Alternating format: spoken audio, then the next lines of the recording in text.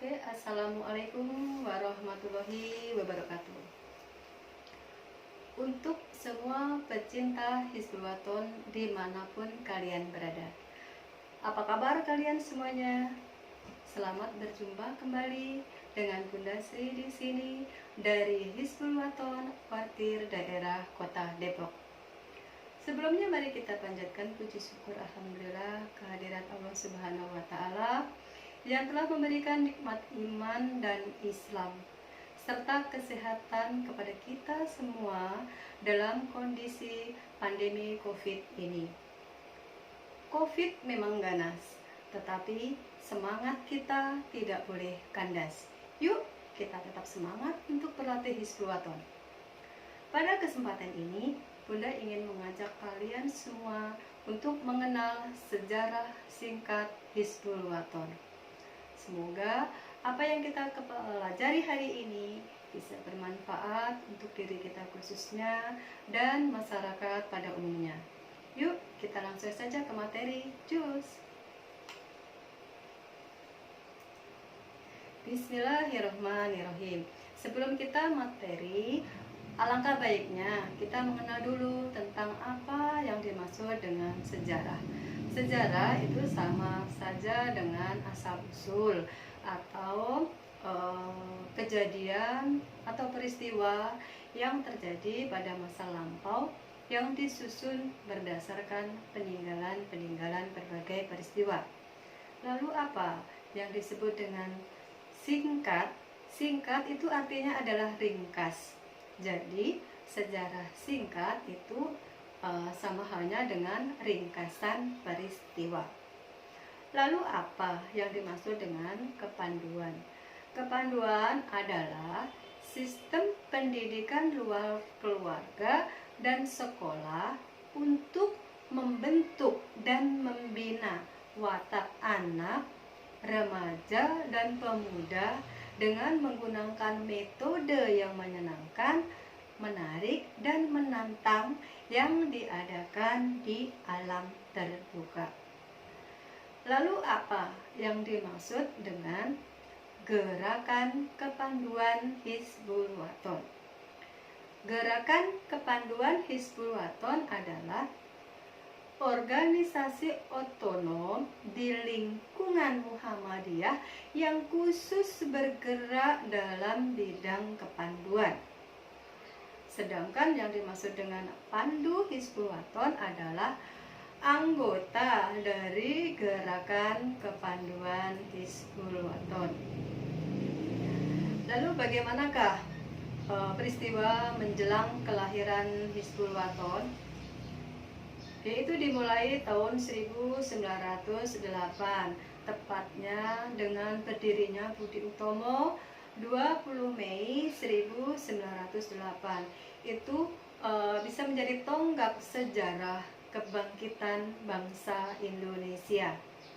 Kemudian pada tahun 1912 NPO atau Nederland Pathfinder Organization mendirikan cabangnya di Indonesia. Kemudian pada tahun 1914 cabang tersebut diresmikan dengan nama NIPV, yaitu Nederland Indische Pathfinder Vereniging. Pada tahun 1916 seorang putra Mangkunegaran VII di Surakarta mendirikan JPO. Nah, JPO itu adalah Java Pathfinder Organization. Kemudian disusulah lahirnya Taruna Kembang untuk daerah Kasunanan oleh Pangeran Surya Brata. Kemudian pada tahun 1918 Bapak Kiai Haji Ahmad Dahlan, tokoh pendiri Muhammadiyah, didampingi oleh Bapak Mulyadi Joyo Martono, sepulang pengajian SATF atau Sidik Amanah Tablik Fatonah di Solo, Mereka melihat NIPV, kemudian JPO, dan Taruna Kembang itu sedang latihan baris berbaris di alun-alun Mangkunegaran, Surakarta. Kemudian beliau berpikir, alangkah baiknya apabila putra Muhammadiyah dididik seperti itu. Kemudian Bapak Mulyadi Joyomartono mengumpulkan para pemuda Muhammadiyah dan dilatih pertama kalinya itu di halaman Masjid Agung Solo dengan seragam seadanya. Sesampai di Jogja, Bapak Kiai Haji Ahmad Dahlan kemudian memanggil Mantri Guru SD Muhammadiyah Suronatan, yaitu Bapak Sumodirjo, Bapak Siroj Dahlan, Bapak Sarbini, Guru SD Muhammadiyah Bau Sasran, untuk menggerakkan pemuda Muhammadiyah. Dan resmi lahirlah Pathfinder Muhammadiyah baik di Solo maupun di Yogyakarta.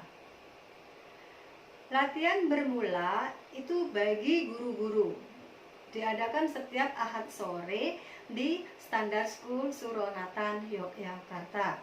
Selanjutnya dibentuklah anak-anak dan dewasa dengan berseragam kemeja drill kaki, celana biru tua, kemudian kacunya merah tua berbintik hitam. Semuanya itu atas usaha dari Bapak Haji Nawawi.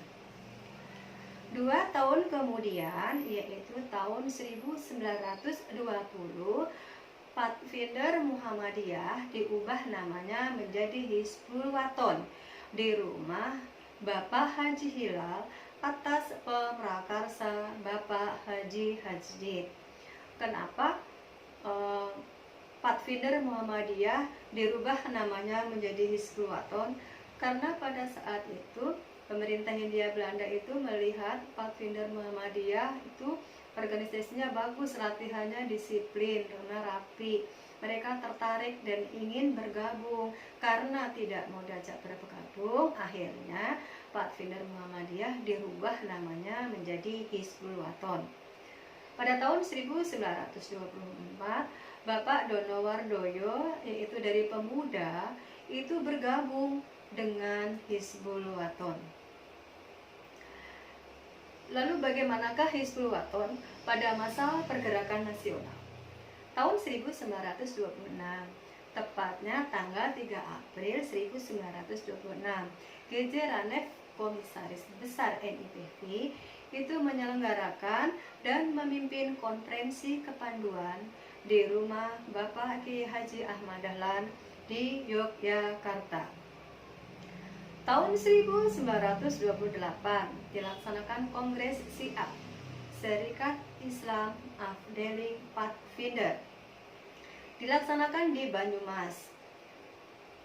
Hasilnya adalah mengganti istilah Pathfinder dan Pathfinderis menjadi pandu dan kepanduan. Bagaimanakah Hizbul Waton pada masa revolusi kemerdekaan? Tahun 1945, tepatnya tanggal 27 sampai dengan 29 Desember 1945, itu dilaksanakan Kongres di Solo. Kemudian bergabung dengan PRI. Selain itu juga pada akhir bulan September itu dilaksanakan rembuk pandu-pandu di Balai Mataram, Yogyakarta. Tahun 1948, tepatnya di bulan Desember 1948, itu terjadi clash 2 atau bentrokan, sehingga kepanduan kemudian PRI dilarang mengadakan kegiatan. Lalu apakah sosialisasi yang dilakukan oleh Hizbul Waton? Sosialisasi yang telah dilakukan oleh Hizbul Waton itu antara lain adalah yang pertama, itu pada tanggal 30 Januari 1921. Pasukan Hizbul Waton dengan pasukan genderangnya mengantar Bapak Sultan Hamengkubuwono ke-7 untuk pindah ke Istana Ambarukmo.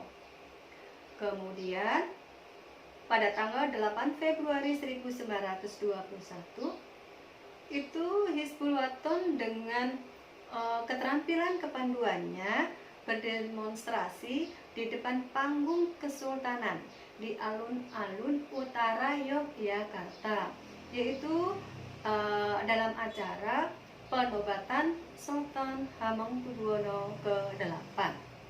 Sosialisasi yang ketiga adalah tanggal 13 Maret 1921, pasukan HW itu dengan berjalan kaki mengantar Bapak Fahrudin berangkat haji sampai stasiun Tugu, Yogyakarta.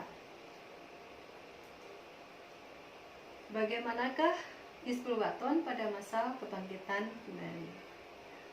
Pada tanggal 20 sampai dengan 22 Januari 1950 itu dilaksanakan Kongres PRI yang kedua di Yogyakarta dengan keputusan antara lain: 1. Menerima konsep baru, yaitu memberikan kesempatan golongan khusus untuk menghidupkan kembali kepanduannya. Yang kedua, melangkah menuju pengakuan internasional. Yang ketiga adalah menetapkan susunan pengurus kuartir besar putra dan putri. Yang kedua adalah pesan Bapak Jenderal Sudirman sebelum wafat, sesuai dengan keputusan PRI supaya HW dibangkitkan kembali. Pada tanggal 29 Januari 1950 itu dilaksanakan apel kebangkitan di Masjid Agung Yogyakarta dipimpin oleh Bapak Haiban Hajid.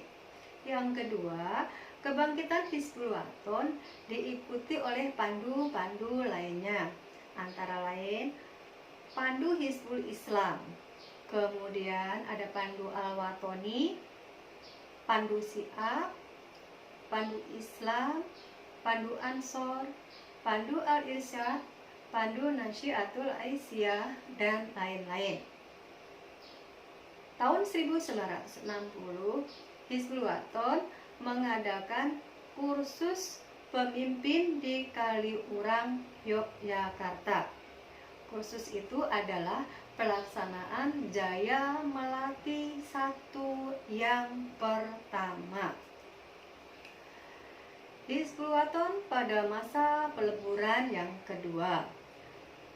Pertama adalah Kepres 238 tahun 1961,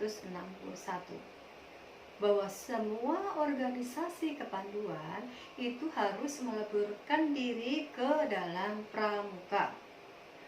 Dasar peleburan yang lain antara lain adalah: yang pertama, pidato PJM Presiden tertanggal 9 Maret 1961 di Istana Merdeka. PJM itu adalah gelar yang diberikan kepada Bapak Presiden Soekarno pada saat itu, yaitu sama dengan panggilan atau gelar Paduka yang Mulia. Kemudian yang kedua adalah Surat Perkindo nomor 071/DK/Romawi 3/61, yaitu tentang tindak lanjut amanat PJM.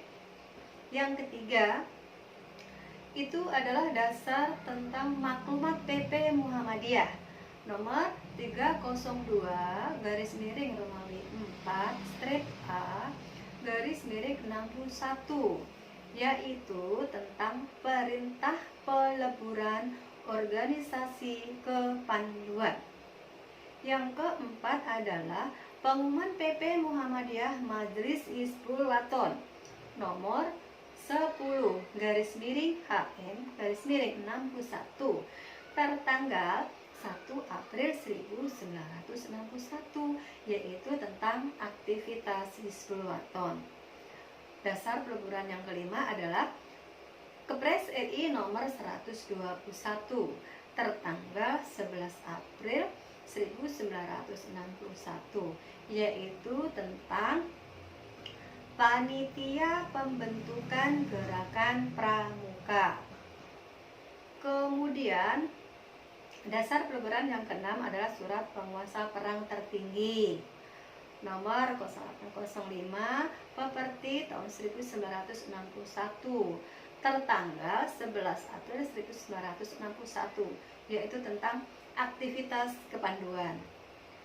Dasar peleburan yang ketujuh adalah Kepres RI nomor 238 tahun 1961 tertanggal 20 Mei 1961 tentang Gerakan Pramuka. Dasar peleburan yang kedelapan adalah Surat Panitia Pembentukan Gerpram nomor 8/PPGP tertanggal 27 Mei 1961, yaitu tentang pernyataan bersedia meleburkan diri.